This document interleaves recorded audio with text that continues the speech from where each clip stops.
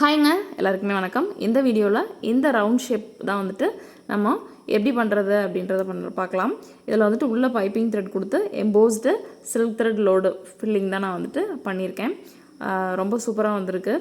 எப்படி இருக்குது அப்படின்றத மறக்காமல் கமெண்ட்டில் பண்ணுங்கள்.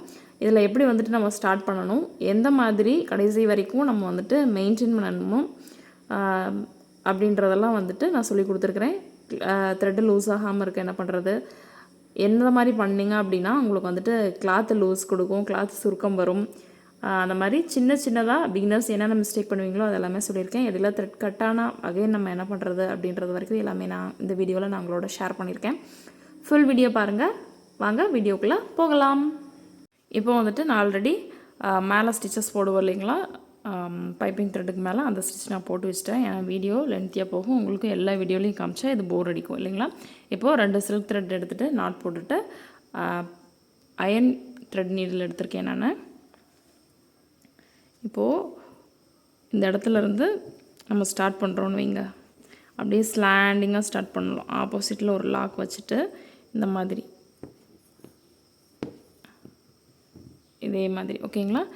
இந்த உள்ளே போட்டிருக்கிற ரவுண்டை நீங்கள் கன்சிடர் பண்ணாதீங்க, அது க்ளூ பட்டுருச்சு, அதனால் அழிக்க முடியல. இதே மாதிரி உள்ளே கொடுத்துருக்கிற த்ரெட்டு தெரியக்கூடாது, எப்பவும் சொல்கிற மாதிரி தான்.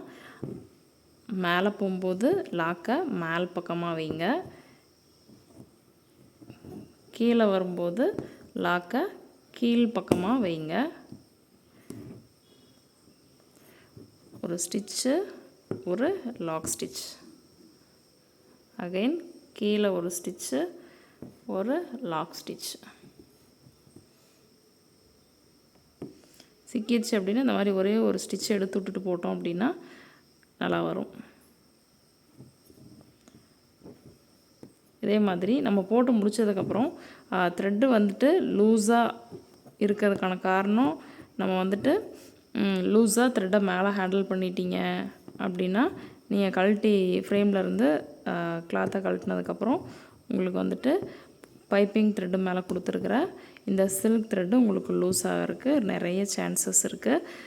இப்போ பார்த்தீங்க அப்படின்னா அந்த பக்கம் க்ளூ கொஞ்சம் பட்டுருச்சு, அந்த இடத்துல ஸ்டிச் பண்ணுறதுக்கு உங்களுக்கு வந்துட்டு ஊசி உள்ளே இறங்காது, கொஞ்சம் ப்ரெஷர் பண்ணி தான் இறக்கணும். அதனால தான் வந்துட்டு க்ளூ கம்மியாக போடுங்க அப்படின்றது. நான் வந்துட்டு ஃபேப்ரிக் க்ளூ தான் ஸ்டிக் பண்ணேன். கொஞ்சம் அந்த இடத்துல ஸ்டிச் பண்ணுறதுக்கு நம்மளுக்கு சிரமமாக இருக்கும். கடைசி வரைக்கும் இதே ஸ்லாண்டில் தான் வரணும், ரவுண்டை பொறுத்த வரைக்கும். ரவுண்ட் ஷேப்பு எம்போஸ்டு ஃபில் பண்ணும்போது அதுக்கப்புறம் ரொம்ப டைட்டாக த்ரெட்டை பிடிச்சி இழுத்துட்டிங்க அப்படின்னாலும் உங்களுக்கு கிளாத்தில் சுருக்க வரக்கான சான்சஸ் இருக்குது.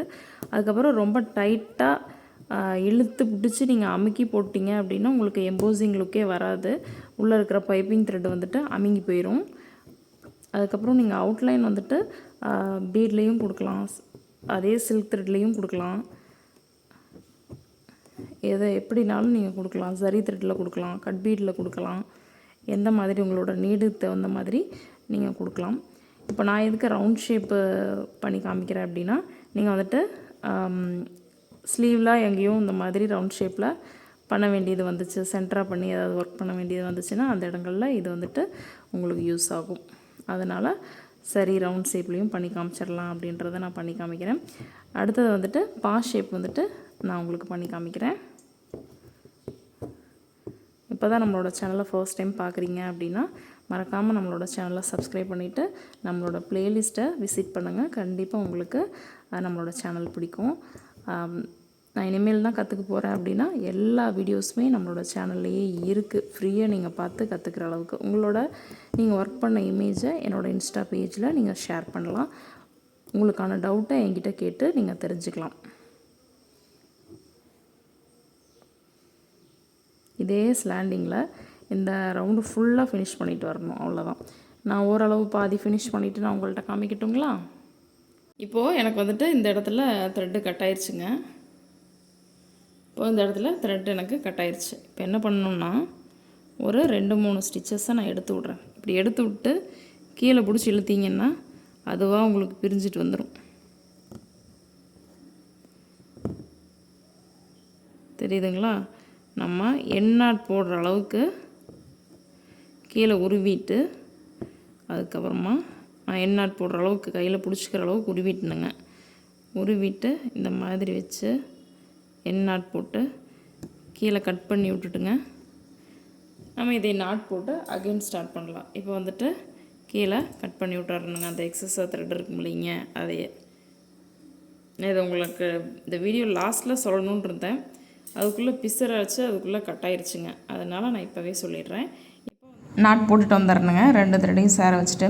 அதுக்குள்ளே இன்னொரு டிப்பு, எதுக்கு 2 பைப்பிங் த்ரெட் உள்ளே கொடுத்துருக்கேன் அப்படின்னா, இன்னும் கொஞ்சம் நல்ல எம்போசிங்காக இருக்கணும் அப்படின்றதுக்காக. போன டைம் 1 மட்டும் கொடுத்துருந்தேனுங்க, இந்த டைம் 2 கொடுத்து நான் உங்களுக்கு சொல்லி கொடுத்துருக்குறேன்.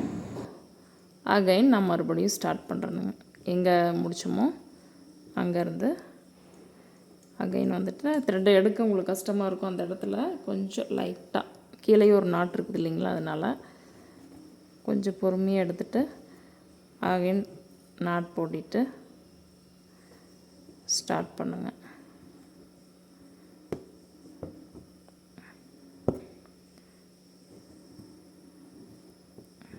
இதே மாதிரி ஸ்டார்ட் பண்ணுங்கள். உங்களுக்கும் வந்துட்டு த்ரெட் கட் ஆச்சு அப்படின்னா இதே மாதிரி ஸ்டார்ட் பண்ணுங்கள்.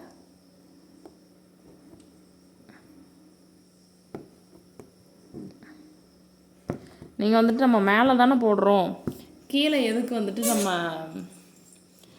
இந்த மாதிரி ஷூயிங் த்ரெட்டில் நம்ம ஸ்டிச் பண்ணணும், எப்படியும் பிசுறு தெரியாதில்ல அப்படின்னா அதாங்க இல்லை. பிசுறு வந்துட்டு இந்த கிளாத்துக்கு கொஞ்சம் இந்த சில்க் த்ரெட்டுக்கு கொஞ்சம் இந்த இடத்துல பிசுறு அடிச்சுது அப்படின்னாலும் அது சில்க் த்ரெட்டுக்கு மேலே வெள்ளை வெள்ளையேன்னு உங்களுக்கு தெரியும். நீங்கள் ஒர்க் பண்ணி பார்த்தீங்க அப்படின்னா புரியும். அதே சமயம் கிளாத்து நல்லா டைட்டாக இருக்குதா அப்படின்றதையும் பார்த்துக்கணும். இல்லைன்னா உங்களுக்கு ஸ்டிச்சஸ் அவ்வளோக்கா வராது, சுருக்கம் வரும் கிளாத்து. இந்த டிப்பெல்லாம் நீங்கள் ஃபாலோ பண்ணுங்கள். வேறு ஏதாவது டவுட் இருந்துச்சு அப்படின்னா கமெண்ட் பாக்ஸில் கீழே கமெண்ட் பண்ணுங்கள்.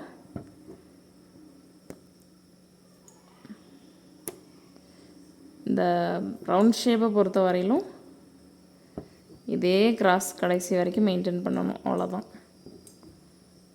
இன்னும் கொஞ்சம் தூரம் ஒர்க் பண்ணிவிட்டு நான் உங்கள்கிட்ட காமிக்கிறேங்க. இப்போது அந்த த்ரெட்டை வந்துட்டு ஜாயின் ஆகிற இடத்துல நம்ம கொடுத்துருந்தோம் இல்லைங்களா, அதை ஃபுல்லாக நான் அப்படியே கவர் பண்ணிகிட்டே வந்துட்டுருக்குறேனுங்க. த்ரெட்டு தெரியாமல் இந்த அளவுக்கு கவர் பண்ணணுங்க. இப்போ லைட்டாக பிசுறாச்சுன்னா கீழே இழுத்துட்ருங்க. உங்களுக்கு வந்துட்டு நூல் வந்துட்டு வாங்கி கொஞ்சம் பழசானாலும் உங்களுக்கு வந்துட்டு பிசுறு வரும். ப்ராப்பராக அதை மெயின்டைன் பண்ணல அப்படின்னாலும் பிசுறு வருங்க.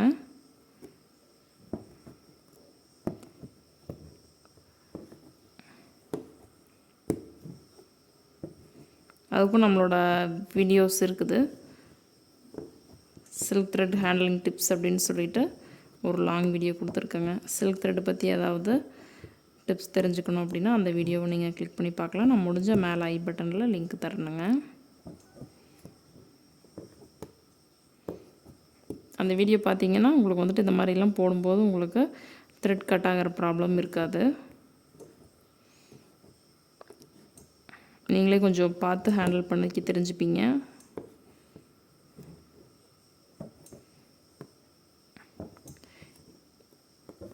இது வந்துட்டு நான் ஃபினிஷ் ஆகிற அளவுக்கு இன்னும் கொஞ்சம் கிட்ட போயிட்டு நான் உங்களுக்கு ஷூட் பண்ணுறேங்க. இப்போது அவ்வளோதாங்க, நம்ம வந்துட்டு முடிக்க போகிறோம். கிட்ட வந்தாச்சுங்க. இப்போ பாருங்கள், நம்ம அந்த ஸ்லாண்டிங் ஸ்டார்டிங்கில் பண்ணனாலேயே அப்படியே பண்ணங்காட்டி அது எந்த அளவுக்கு ஃபினிஷிங்காக வருதுன்னு பாருங்கள், எந்த அளவுக்கு முடியுதுன்னு பாருங்கள். சேம் அதே ஸ்லாண்டிங்கில் ஈவனாக முடியுது. எங்கே ஸ்டார்ட் பண்ணோம் எங்கே என் பண்ணியிருக்கோம் அப்படின்னே தெரியாத அளவில் முடியுதுங்க. பாருங்கள், இப்போ உங்களால் கண்டுபிடிக்க முடியாது நம்ம எங்கே ஸ்டார்ட் பண்ணியிருக்கோம் அப்படின்னு.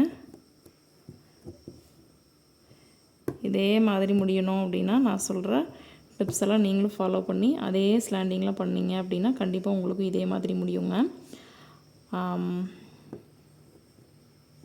நம்ம போடும்போது த்ரெட்டை வந்துட்டு ஒன்று மட்டும் மேலே வந்துச்சு அப்படின்னாலும் அதுக்கும் நம்ம ஒரு ஸ்டிச் 2 ஸ்டிச் எடுத்து விட்டுட்டு மறுபடியும் 2 த்ரெட்டும் மேலே வரும்போது தாங்க நீங்கள் போடணும். ஒரு த்ரெட்டை விட்டுட்டு போடக்கூடாது.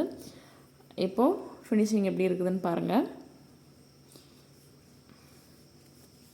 இதுக்கு மேலே நான் வந்துட்டு பீட் கொடுத்து இந்த ஹோல்ஸை நான் கம்ப்ளீட் பண்ணி காமிக்கிறேங்க உங்களுக்கு ஃபைனல் அவுட்லுக் எப்படி இருக்கும் அப்படின்றத. இப்போ பார்த்தீங்க அப்படின்னா நான் வந்து ஃபுல்லாக பீட் கொடுத்து ஃபினிஷ் பண்ணிட்டேன். இப்போ ஃபைனல் அவுட்லுக் எப்படி இருக்குது அப்படின்றத மறக்காமல் கமெண்ட்டில் சொல்லுங்கள். நெக்ஸ்ட் வீடியோ என்ன வேணும் அப்படின்றதையும் மறக்காமல் கமெண்ட்டில் சொல்லுங்கள். நெக்ஸ்ட் வீடியோ நான் பாஸ் ஷேப்பில் கொடுக்கலாம் அப்படின்ட்டு இருக்கிறேன். நீங்கள் எதுவும் வேறு ஷேப் கமெண்ட் பண்ணீங்க அப்படின்னாலும் அந்த ஷேப்புக்கு நான் வந்துட்டு உங்களுக்கு சொல்லித்தரேன். இந்த வீடியோவை கடைசி வரைக்கும் பார்த்ததுக்கு ரொம்ப தேங்க்ஸ். Bye bye. நெக்ஸ்ட் வீடியோவில் பார்க்கலாம்.